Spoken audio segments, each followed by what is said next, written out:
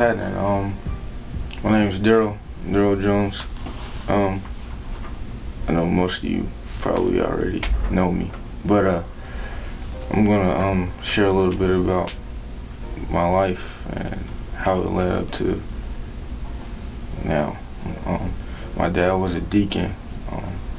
My mom I don't really know what her beliefs were at the time. And I went to church every Sunday, like most kids do at 4 and 5. But my life was different when I was in church and outside of church. Inside home, my dad would beat my mom and cheat on my mom. He was an alcoholic. But on Sundays, he was a fun and loving and different person. And I kind of thought that's how a Christian was supposed to carry themselves. Realized that something wasn't right. And after realizing that, it was kind of a period where I didn't want to go to church. I didn't really want to deal with my family. After my mom kicked my dad out for the last time, all of his burdens kind of fell on me. I had to become the man of the household. Had to help my brothers get food any way we could. And that kind of led to me selling drugs, getting money any way I could, stealing whatever made an income at the time. My schoolwork suffered. I rarely went to class, and if I did go to class, I was an interruption. It was just all bad from that point until kids' church came. It was one day my mom woke me up. It was real early, like 9 o'clock. She was like, "You going to kids' church?" And I'm like, What is that?" Got on this little weird school bus on a Saturday, which was kind of odd for me. And getting there, it was like a weird environment. Once I came in, it was a sea of kids. It was just kids from every age, everywhere, just all jumping up and down, and hollering and screaming. And you look at it like, what is going on here? And then as I look to my left, I see Pastor Corey, which I didn't know at the time. And he's just jumping up and down just like the kids. And I'm like, this dude gotta be every bit of 40. What is he doing? And then he went to the sermon part of the teaching part of the day, and it was kind of like different. It was more like a conversation that had an educational tip to it. It was a little bit more hip, it was kind of like you could really actually relate to him, and he can actually relate to us. And from then it was like, I'm actually learning. And it went from that Saturday to every Saturday I went. But I was also, when I was done with kids' church and it was over, I'll go continue on with the streets. I was actually involved in a gang at the time. I think Pastor Corey kind of knew. Really what changed that was when he took interest in me. When he actually would take time out from his family, and come and get me when I'm acting up, or take time from his family or the church when I'm acting outside of my mind, and he gotta come and check me, or if I call him at 2 o'clock in the morning, he picks up. That really changed, and that's what helped me get out of the life that I was in at the time. Yeah, after the gangs, I was still not a Christian, but I wasn't selling drugs or doing drugs.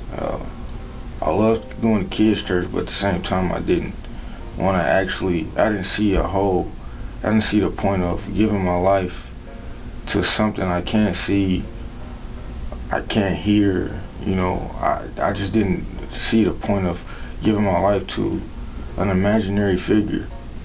A hard reality came when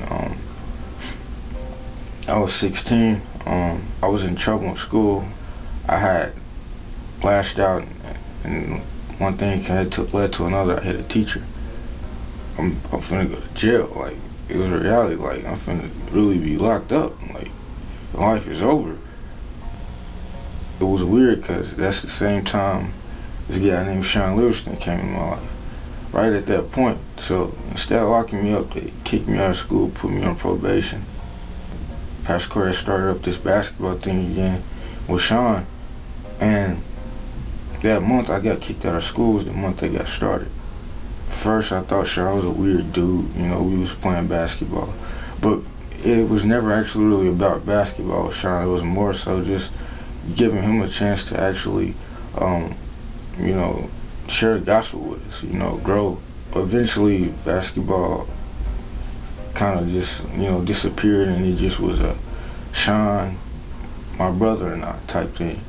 And that's when I kind of really got the knowledge and understanding that it's not just about following 10 commandments or what it says in the Bible, following this and that. You actually have to have a love for it. You actually have to have a relationship with the Lord. It's not actually just, okay, I give my life to you, I'm going to be a robot. It's not that. It's actually more so of a understanding that He died for you.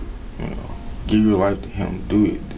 Do what He wants you to do, not what you want to do. Slowly, I started slowly changing in the inside. Towards the middle of my senior year, principal had brought me to our office and told me that I had to like push if I wanted to graduate, you know, and that was kind of hard for me.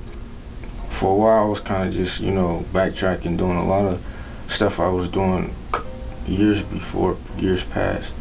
And I had a conversation with Sean, and this conversation kind of changed me.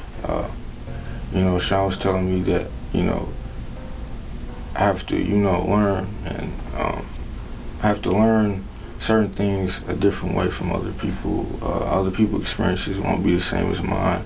I was kind of complaining about how, you know, other guys have it different than I do with their walk. And my walk always seems to backtrack, and something always seems to happen. But, you know, it came to that understanding that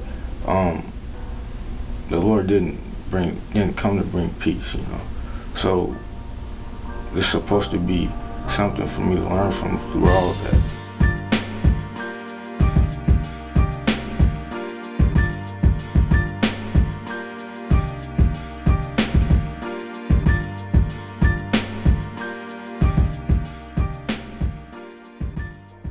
I went to my room when I got home from school one day, and I opened up the Bible.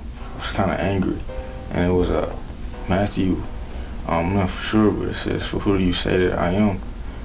And that kind of hit me because I'm living two lives, you know. Who do I say that He is? You know, that's something you answer in your heart. You know, well, I kind of say, yeah, I'm saved, and I walk around and act like I'm saved, but for the most part, I'm not. You know, it's just a Wednesday and a Sunday thing. The other 5 days, I'm doing whatever I want to do. And not even the whole Wednesday or Sunday, I'm doing what He wants me to do, maybe an hour or two. When I went to KA, I had been before, but going to KA this year, knowing I'm 18, it'll be my last time going.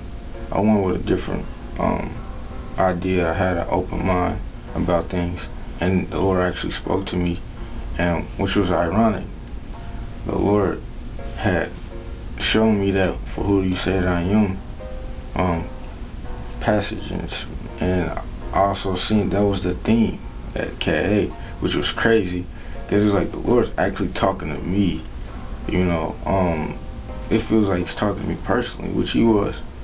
And after that, coming back from camp was a whole new Darryl, like a whole new aspect. Yeah, I slip and fall like a normal person would, but it's the whole point of actually getting up and dusting myself off and like putting a cross on my back and just continue on with my path. Wherever direction He's sending me, I continue on. I make sure I try to die to myself every day, and it's like it's changed. Like I had never imagined myself at 19 being a youth leader as per se. Like I never imagined myself to be in a position like this at 19. Kind of figured myself doing something totally different, not let alone in the church. And it's like amazing what the Lord did with my life. I'm only 19, but a lot has happened in those 19 years. The fact that my dad put a gun to my mom's head when I was 4 years old, pulled the trigger, luckily the gun jammed. from the fact that my dad, when I was 8, forced me to drink alcohol to the point I almost died. Like if the paramedics hadn't got there within 2 minutes, I probably would have been dead. Dating back to the time when I was 13 and I got shot at, you know, it was so much I was looking back to, and it was like, Lord, made sure I was unscathed, or I was okay and lived through. And just to get me to this point to understand that he loves me, he cares for me, he died for me. He wants me to, you know, do his will. And when a lot of people say do his will, it's a cliche, do his will, all the other stuff that you hear, but actually understanding that I don't know what he wants from me, I mean, I know what he wants from me in the context and I don't know what he wants from my life in general. I don't know what the plan is. But I realize actually going with it and having faith that he will provide, he will put me where he wants me to be. Really listening that he has my back no matter what was all I needed. Hearing that for who do you say that I am? All this time, for 18 years, I have been playing around and, one foot in, the other foot out, kind of jump roping in and out. It was kind of there. It was like the Lord was like, this is kind of like my decision time. Whatever you decide, this is the direction you're gonna go in. And at 18, that's kind of like, okay, that's kind of early.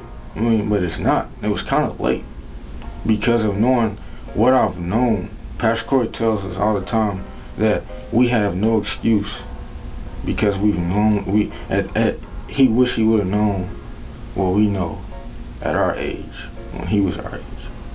So knowing that Pastor Corey's right, we've been listening to this for years, a long time. It's like a lot of guys that I came to kids church with and started kids church with, or started coming with.